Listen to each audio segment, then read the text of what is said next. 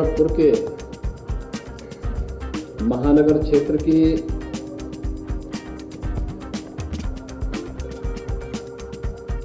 एक 122 परियोजनाओं के लोकार्पण और शिलान्यास के लिए आयोजित आज के इस कार्यक्रम में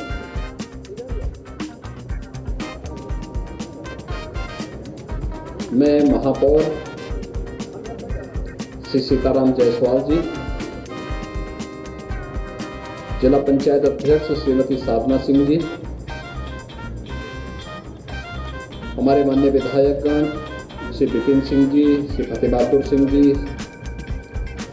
श्री राजेश त्रिपाठी जी, डॉक्टर बिमलेश पासवान जी, श्री प्रदीप शुक्ला जी, क्षेत्रीय अध्यक्ष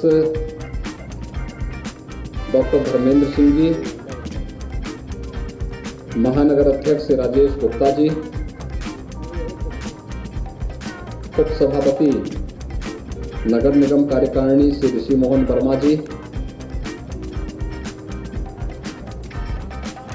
नगर निगम के सभी पार्षदगण, गोरखपुर नगर निगम के आयुक्त समेत सभी अन्य अधिकारीगण और गोरखपुर के हमारे सभी महानगर के सभी नागरिक भाइयों बहनों,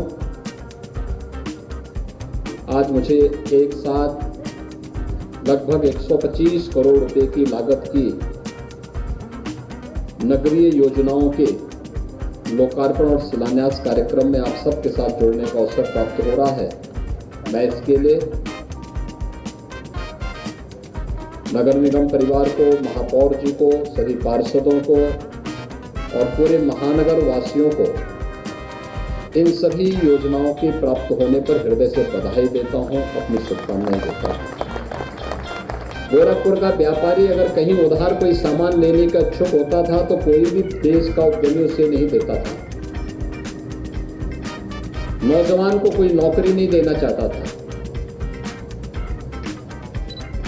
लेकिन पिछले 5 वर्ष के अंदर जो कार्यक्रम गोरखपुर के अंदर हुए और विकास की जिस लंबी छलांग को लेकर के गोरखपुर ने अपनी कार्य योजना को आगे बढ़ाया है, आज हम कह सकते हैं गोरखपुर की सड़कें भी दिल्ली और मुंबई जैसी चौड़ी चौड़ी सड़कें गोरखपुर महानगर के अंदर। गोरखपुर में एम्स है, बंद पड़ चुका खाद कारखाना फिर से चालू हो चुका है। Biyadi medical college super speciality block के साथ फिर से संचालित हो चुका है। गोरखपुर जैसा रामगढ़ ताल देश के अंदर किसी अन्य नगर के पास नहीं है। इतनी अच्छी सुंदर झील किसी और के पास नहीं है। एयरपोर्ट महानगर से इतना नजदीक हो, देश के अंदर कहीं देखने को नहीं मिलेगा। यानी कनेक्टिविटी बेहतर हुई है, आवागमन आसान हुआ है, सुविधाएं बढ़ी हैं। आज से 5 साल पहले अगर हमें 1200-1500 लोगों का कोई कार्यक्रम करना होता था तो बरसात के कारण स्थगित हो जाता था। आज आपके पास योगीराज बाबा गंभीर नाथ जी के नाम पर यह सभागार और ये ऑडिटोरियम भी आपके पास है। सब कुछ आज गोरखपुर के पास है और उन्हीं सुविधाओं में वृद्धि करने के लिए शासन स्तर पर बड़े बड़े कार्य स्वीकृत हुए हैं।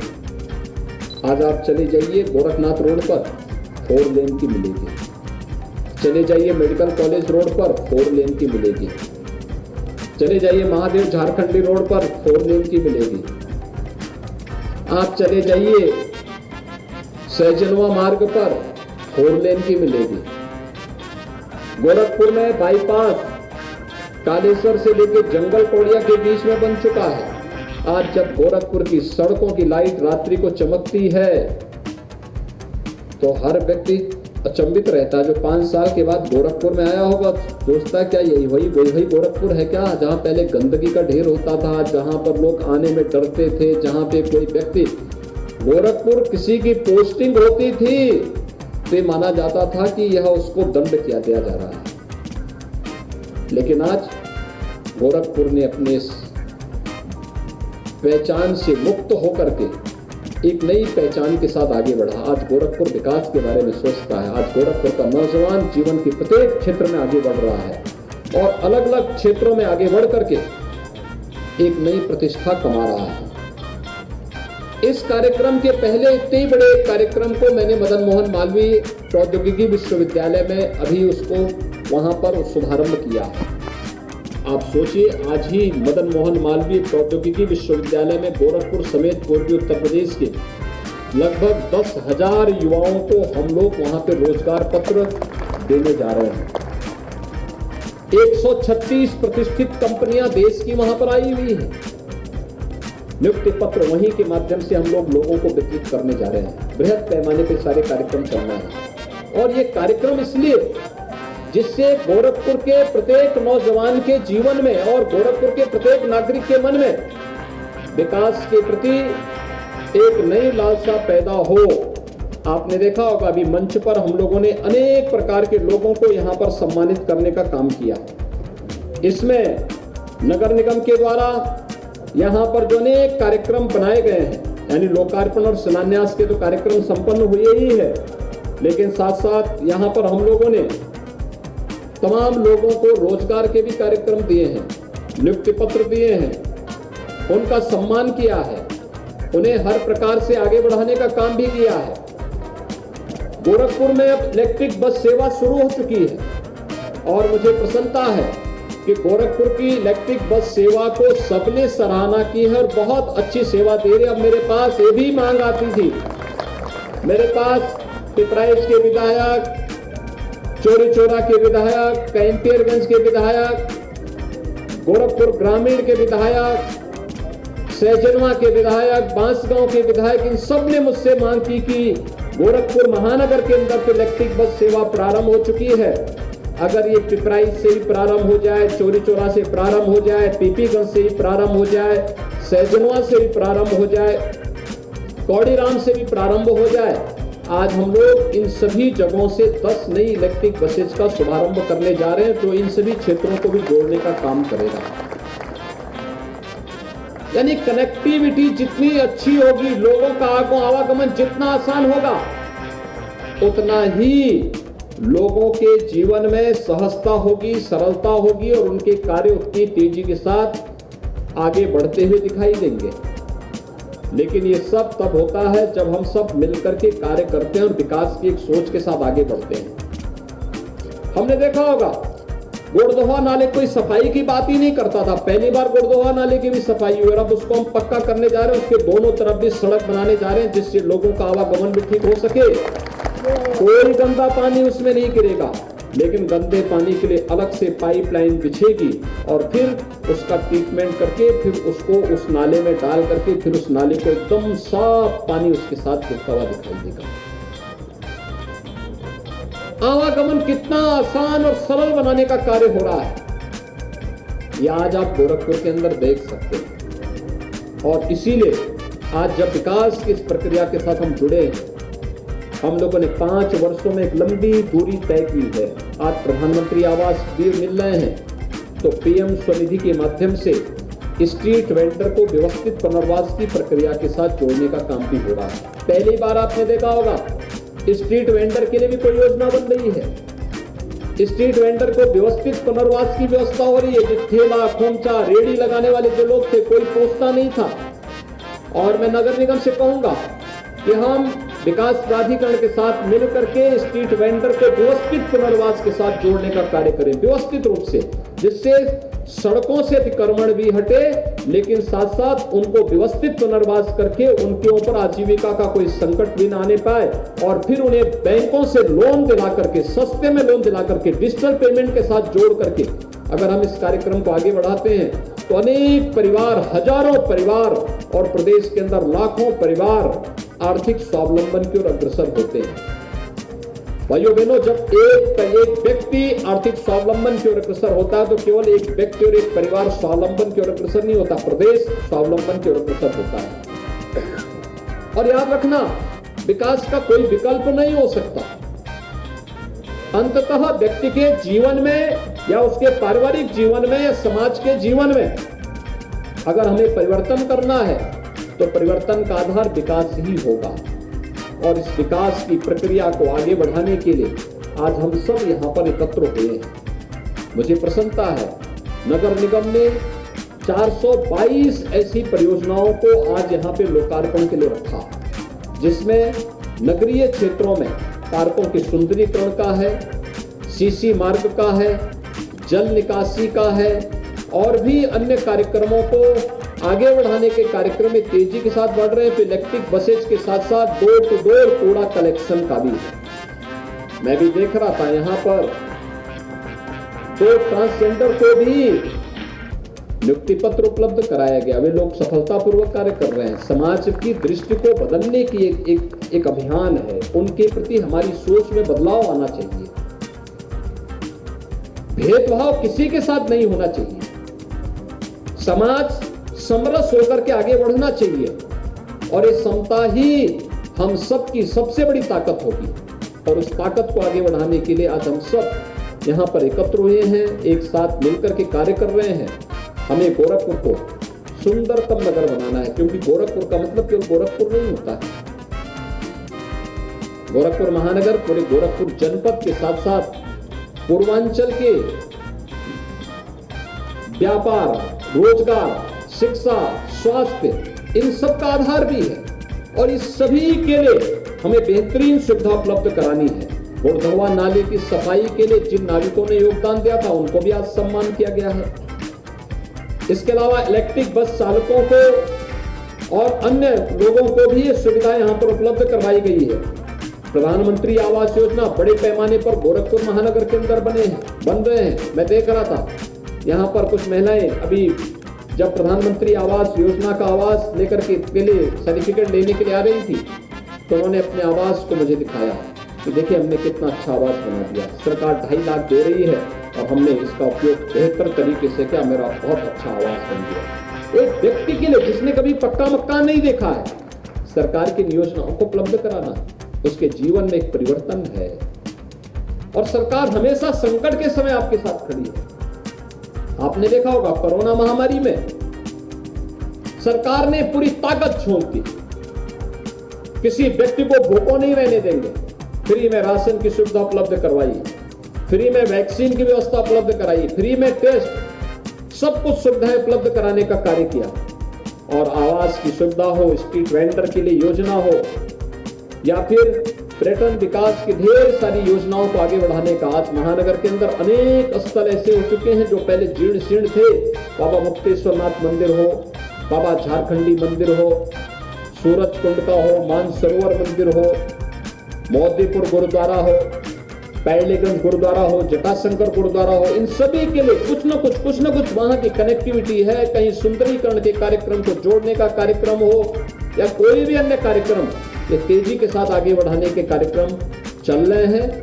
ये हम सबकी सामूहिक जिम्मेदारी बनती है। आपने देखा होगा इससे पहले राजघाट में जाना होता था तो वहां पे कितनी गंदगी रहती थी, कितनी व्यवस्था रहती थी। आज पक्का घाट बन गया है। ये जब बनता है तो इन सुविधाओं को बनाए रखना हमारी जिम्मेदारी भी है, सामूहिक जिम्मेदारी। आज गोरखपुर के चौराहे चमकते हुए दिखाई देते हैं। वहां फुआरा चल रहा है, फुआरा लाइटिंग के साथ जुड़ा हुआ है, पब्लिक एड्रेस सिस्टम के साथ जुड़ा है, IPMS के साथ उसको जोड़ने का कार्य हो रहा है कि हर चौराहे पर CCTV कैमरा लगे। एक गतिविधि को, चौराहे पर होने वाली किसी भी गतिविधि को कैद करके किसी भी प्रकार की कार्रवाई के लिए वहां पर प्रशासन सदैव सतर्क रह सकता है। और इस दृष्टि से यह कार्यक्रम लगातार चल रहे हैं। और मैं आप सबसे ये अपील करूंगा, एक अपने सिटी को सुंदर बनाने की जिम्मेदारी हम सब की है, सामूहिक रूप से है। हम सब इस कार्यक्रम के साथ जुड़े। प्लास्टिक का उपयोग नहीं करेंगे। ये प्लास्टिक तमाम प्रकार की बीमारियों की जड़ है। और साथ साथ यह हम सब का सौभाग्य है कि हम सब देश की आजादी के अमृत महोत्सव वर्ष में कुछ ही दिनों में 15 अगस्त को हम लोग आजादी का अमृत महोत्सव मनाएंगे। आज 3 अगस्त है, 15 अगस्त को आजादी का अमृत महोत्सव। आजादी का अमृत महोत्सव कार्यक्रम के साथ हम सबको जोड़ना है। और आजादी का अमृत महोत्सव कैसे हो, सबसे पहला काम 13 अगस्त से लेकर के 15 अगस्त के बीच हर घर तिरंगा का कार्यक्रम होना चाहिए। आप सभी लोग लगाएंगे हर घर तिरंगा? सभी लोग ऊपर नीचे सभी लोग बताओ, हर घर तिरंगा। भारत के आन बान शान का प्रतीक तिरंगा हर घर पर लहराया जाएगा, सभी जगह। हर व्यक्ति देश की आजादी के इस कार्यक्रम के साथ जुड़ेगा और इसलिए हर घर तिरंगा के साथ हमें जुड़ना है और इस कार्यक्रम में एक संकल्प के साथ जुड़ना है कि हम सब सौभाग्यशाली हैं कि देश की आजादी के 75 वर्ष जब पूर्ण हो रहे हुए हैं तब हम इस कार्यक्रम के साथ जुड़े हैं। जब आजादी के 100 साल होंगे उस समय का एक संकल्प हमारा होना चाहिए कि इन 25 वर्षों में हमें अपने उत्तर प्रदेश को, अपने नगर को, अपने वार्ड को किन ऊंचाइयों तक पहुंचाना है। उन ऊंचाइयों तक पहुंचाने के लिए हम सबको सामूहिक रूप से अपने कार्यक्रम को आगे बढ़ाना होगा।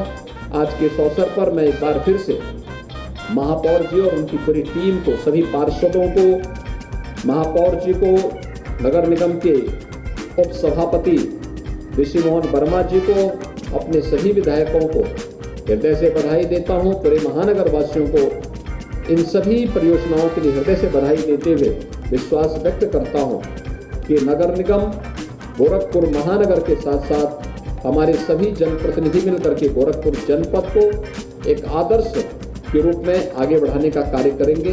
आप सबके प्रति मेरी शुभकामनाएं। धन्यवाद। जय हिंद।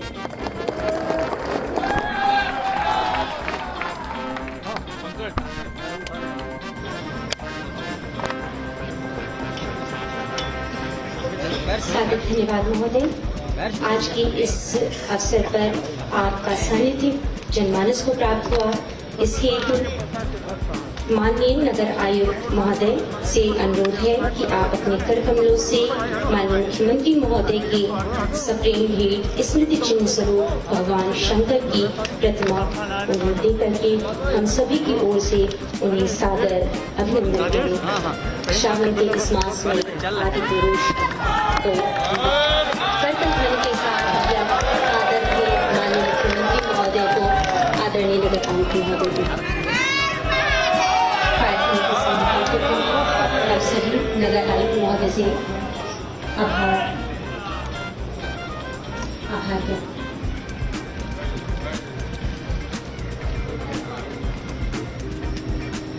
परंपरा और प्रकृति को समर्पित गोरखपुर नगर निगम के लगभग 125 करोड़ की 422 विकास परियोजनाओं का लोकार्पण एवं शिलान्यास कार्यक्रम में उपस्थित परम आदरणीय माननीय मुख्यमंत्री जी,